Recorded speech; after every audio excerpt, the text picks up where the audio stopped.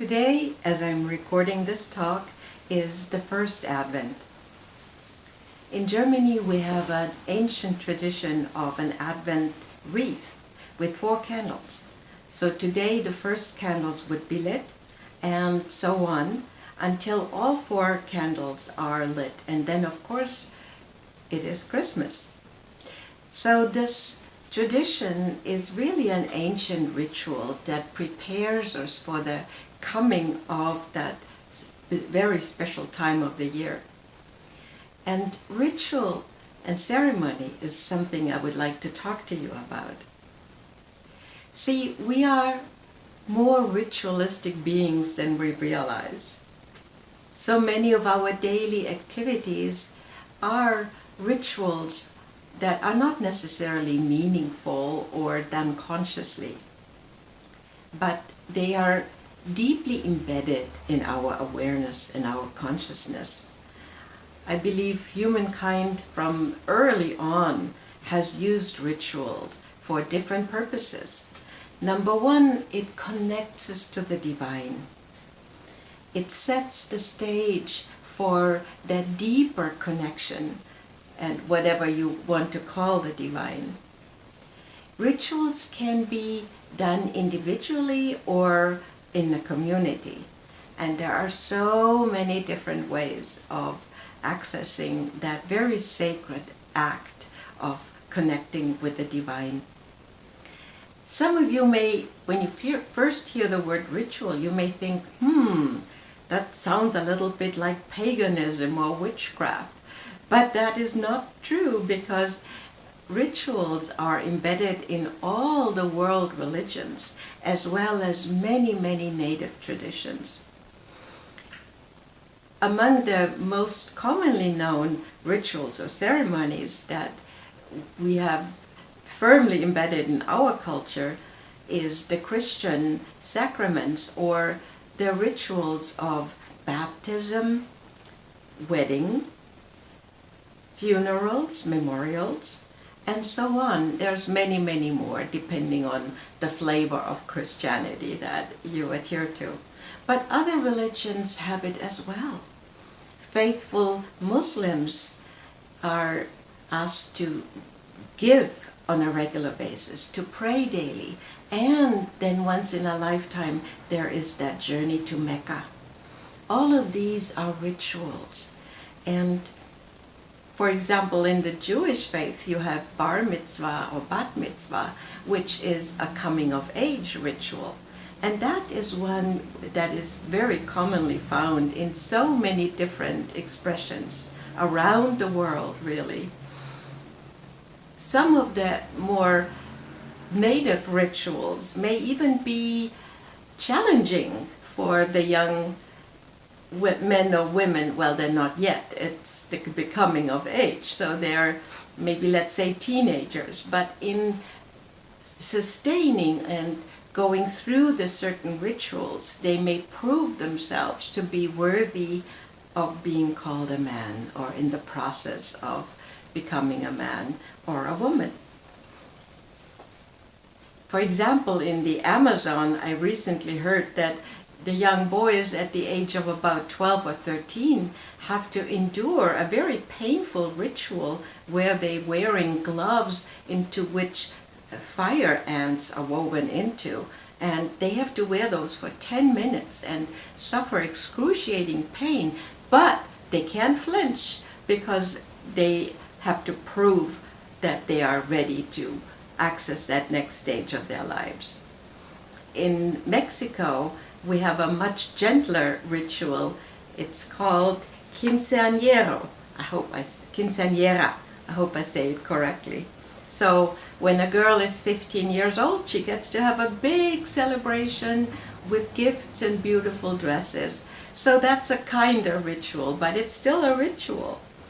So when you look around, you may find there are more rituals in your life than you realize. Let's talk a little bit about why we do ritual. Well, the conscious ones, the ones we choose, are a way of connecting more deeply with the divine. Ritual opens us up and it connects us with also very ancient memories, because we have done this for thousands of years. In this connection with the divine, we may also learn to cultivate loving kindness with others and ourselves. Ritual can become a tool for spiritual growth and evolution, especially when it is done with conscious awareness and intention. Intention really is a key. So while we sometimes don't feel that some of the rituals are that meaningful to us anymore, like going to a certain celebration, maybe we feel obliged we have to. But I want to encourage you to think of how you can use ritual for your own spiritual growth and evolution. There are so many, many ways this can be done. I want to give you just a little suggestion list here. And before I start, I want to say every action, when performed with intention and in a sacred container, can become a ritual. Whether it be song or dance, whether it be a spiritual cleansing, walking, writing, silence.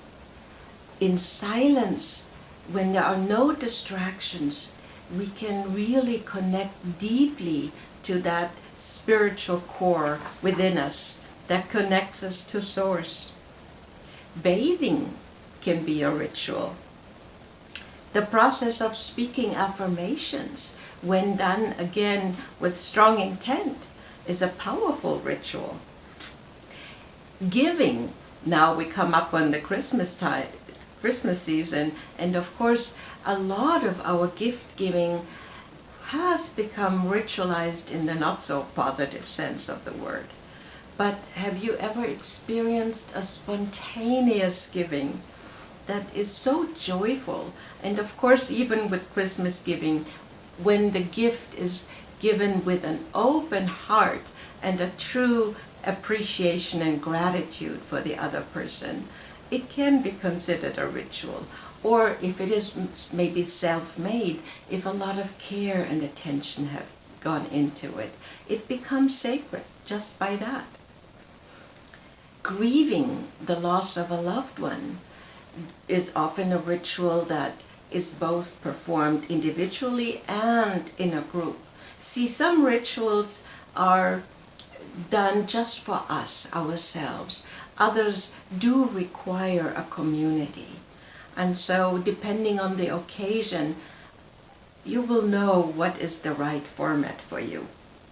Gratitude. We just passed Thanksgiving, and of course, gratitude is a big, big part of expressing our thanks for all that we have been given, the abundance.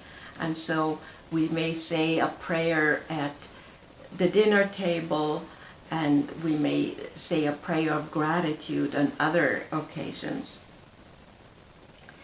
Even doing things like crafting or weaving, again, emphasis is on the intention.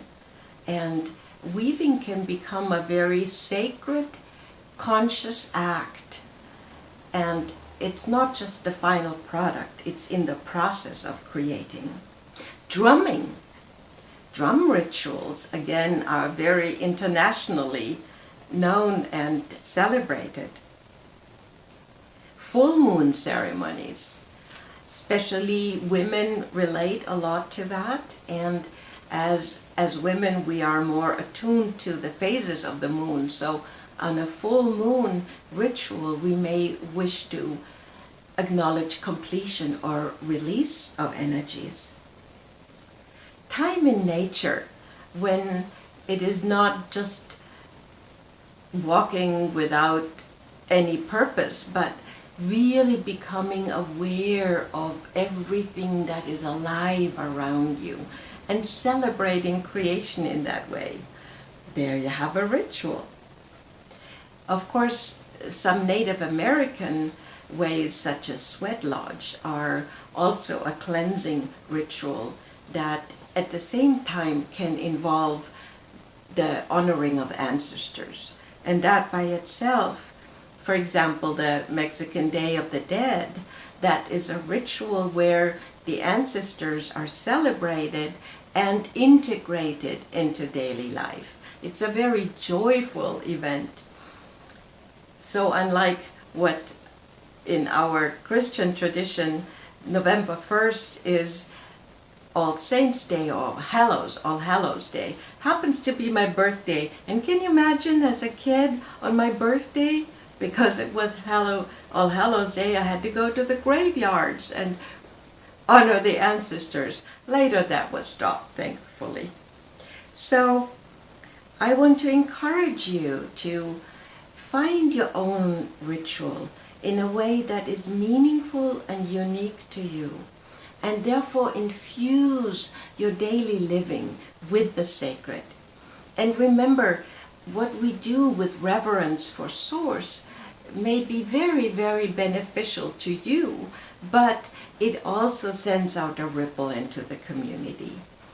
And as humanity, we are in such intense times of change and transition right now.